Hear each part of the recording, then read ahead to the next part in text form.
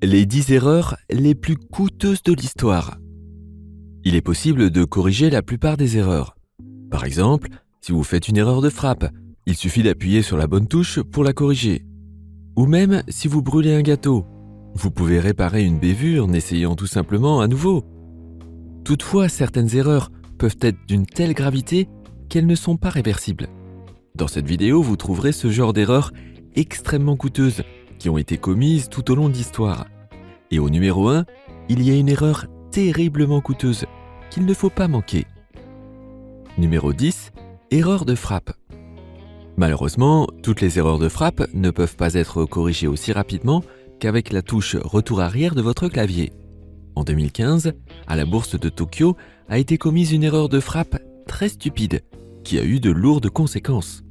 Un employé de Mizuho Securities voulait vendre une action de la société J-Com pour 610 000 yens, ce qui équivaut à 4 980 €.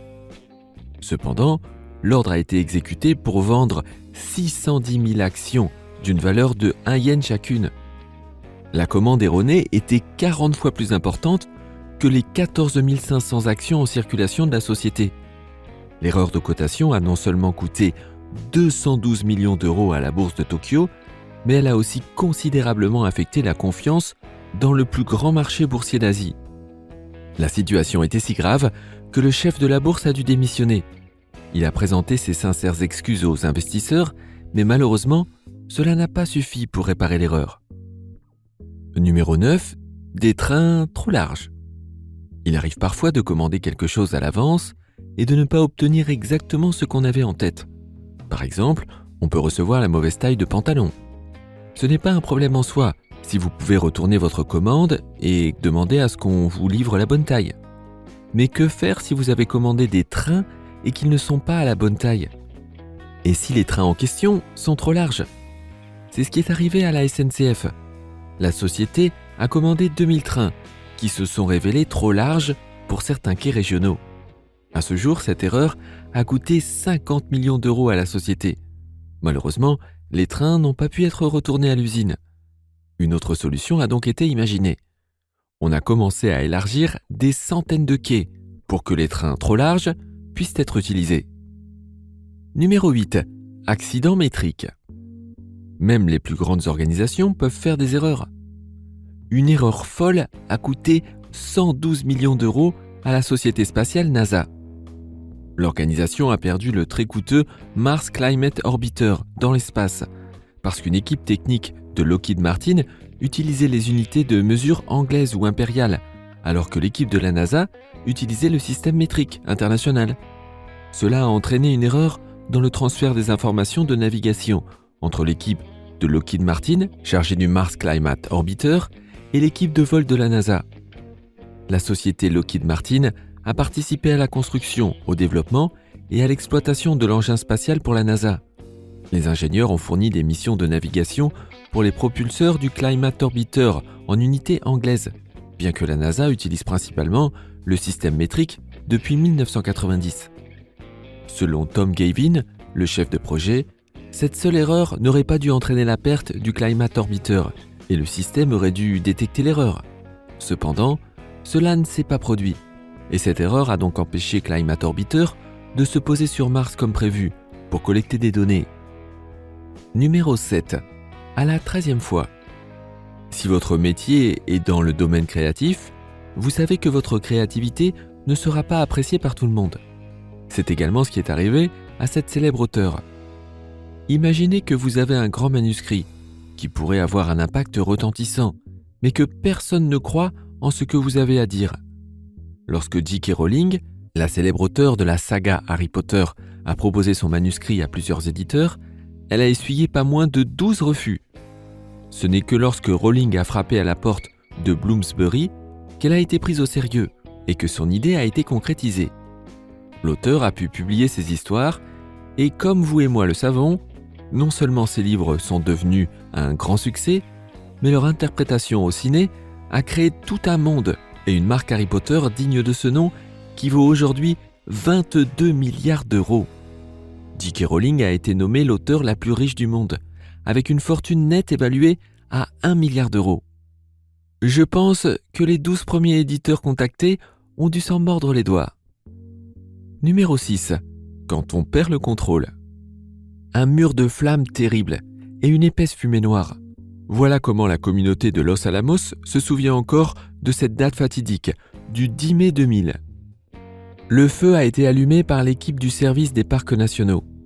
L'objectif du feu était double: enlever les arbres afin de dégager les prairies pour réduire le risque croissant d'un grand feu de forêt naturelle, ainsi que de restaurer l'écosystème de type pâturage, afin que des animaux plus diversifiés puissent s'épanouir dans la nature. Mais ce qui a commencé comme un incendie maîtrisé est devenu complètement incontrôlable. Les vents imprévisibles de l'été et la pénurie de main-d'œuvre qui devait travailler la nuit ont été les principales raisons de cette terrible catastrophe. L'incendie a bondi hors des frontières de la zone initiale, brûlant 235 maisons et causant l'évacuation de plus de 400 personnes. Heureusement, personne n'est mort dans l'accident. Cependant, le souvenir tragique reste à jamais brûlé dans la mémoire de la communauté de Los Alamos. Numéro 5. Recherche de bitcoins. Imaginez que vous avez un trésor d'une valeur de 141 millions d'euros qui traîne quelque part, mais que vous n'y avez pas accès. James Howells, un employé du service informatique du Royaume-Uni, sait exactement où se trouvent ces 7500 bitcoins égarés, mais le conseil municipal de la ville où il vit lui interdit de les récupérer. Howells a commencé à extraire des bitcoins sur son ordinateur portable perso en 2009. En 2013, il a cessé d'exploiter les bitcoins et son ordinateur portable a été vendu en pièces détachées sur eBay. Il a conservé le disque dur sur lequel il avait collecté les bitcoins, car il savait qu'un jour les pièces virtuelles auraient beaucoup de valeur. Cependant, Howells a fait une grave erreur. Lors d'un nettoyage de sa maison en 2013, il a accidentellement mis le disque dur dans une poubelle de la décharge locale, où il a été enterré. Ces 7500 bitcoins valent aujourd'hui plus de 141 millions d'euros. Depuis 4 ans maintenant, le disque est enterré sous un gros tas de déchets. Mais la municipalité refuse d'autoriser Howells à chercher le disque dans la décharge, car cela serait contraire à la loi. Des gaz dangereux pourraient être libérés et provoquer des incendies dans la décharge. Numéro 4. Piper Alpha. Des accidents massifs se sont produits par le passé sur des plateformes pétrolières, avec des conséquences désastreuses en termes financiers et environnementaux. La catastrophe de Piper Alpha est l'une d'entre elles, que nous devions vraiment faire figurer dans cette liste. Piper Alpha était une plateforme pétrolière en mer du Nord, à environ 190 km au nord-est d'Aberdeen en Écosse. Elle a été exploitée par Occidental Petroleum Limited et a commencé à produire du pétrole en 1976. Au départ, elle était utilisée comme plateforme pétrolière, puis plus tard, la plateforme a été convertie pour produire également du gaz. Rétrospectivement, cette action s'est avérée manquer d'intelligence. Le 6 juillet 1988, une explosion a eu lieu sur la plateforme, provoquant des incendies de pétrole et de gaz. Cela a entraîné une destruction complète de la plateforme. 167 personnes sont mortes dans l'accident et 30 corps n'ont jamais été retrouvés. La perte totale en termes monétaires a été de 1,9 milliard d'euros. Ce fut l'une des catastrophes les plus coûteuses jamais causées par l'homme. Numéro 3. Le crash le plus cher de tous les temps. Cet avion, qui s'est écrasé juste après son décollage, le 23 février 2008, n'est pas n'importe quel avion, mais un avion spécial. Le B-2 AV-12 Spirit of Kansas est un bombardier stratégique américain, avec une technologie de furtivité très avancée, conçu pour pénétrer dans une zone protégée par de l'artillerie aérienne dense. Doté de capacités très avancées, le bombardier peut déployer des armes conventionnelles et des armes thermonucléaires. Le coût de construction d'un avion B-2 est de 1,3 milliard d'euros. L'avion qui s'est écrasé a été une perte majeure pour l'armée de l'air américaine et a causé un total de 1,6 milliard d'euros de dommages. C'est considéré comme l'un des crashs les plus coûteux de tous les temps. Les 2 pilotes ont survécu à l'accident. La cause de l'accident a été identifiée un peu plus tard. De l'humidité dans les unités de transducteurs portuaires de l'avion, pendant l'étalonnage des données aériennes, ont perturbé les informations envoyées au système de données aériennes du bombardier. C'était le premier crash d'un B2 et la seule perte jusqu'à 2020. Numéro 2. 2500% de dépassement de budget.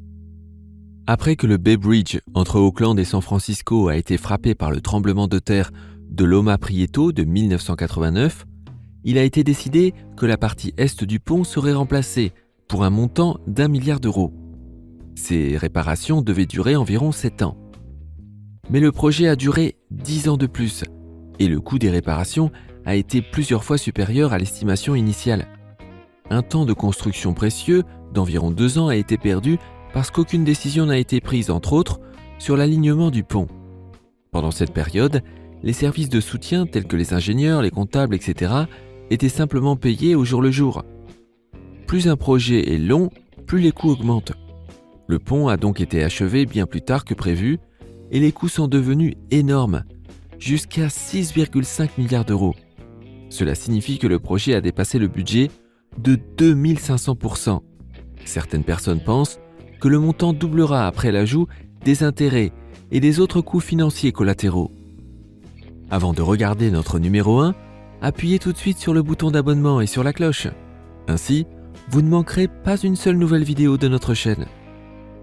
Et voici enfin l'erreur coûteuse que vous attendiez. Si vous avez déjà navigué en haute mer, vous savez qu'on peut y prendre de nombreux risques. Peu importe que vous suiviez les prévisions météo et que vous fassiez des calculs, l'échec humain est un facteur à prendre en compte. La pire chose que l'on pouvait imaginer est arrivée au porte-conteneur MV Rena lorsqu'il a navigué en haute mer en octobre 2011. Selon le rapport final, le porte-conteneur Rena s'est échoué sur le récif de l'Astrolabe en Nouvelle-Zélande à cause d'une erreur du capitaine et de son équipage. Il n'avait pas suivi les bonnes pratiques de planification, de navigation et d'attente. Une supervision insuffisante du système de gestion de la sécurité du navire par l'armateur a également été l'une des causes de l'échouage du navire sur le récif. Tout cela a conduit à la pire catastrophe maritime de l'histoire du pays. Le navire s'est échoué, s'est brisé en deux et environ 200 tonnes de fioul se sont déversées en mer, ainsi qu'une grande quantité de conteneurs qui étaient chargés sur le navire. Les opérations de sauvetage du Rena ont coûté aux propriétaires et aux assureurs plus de 597 millions d'euros. Laquelle de ces erreurs les plus coûteuses de l'histoire vous a le plus surpris ? N'hésitez pas à nous le faire savoir dans les commentaires. Si vous avez apprécié la vidéo, donnez-lui un like. À demain!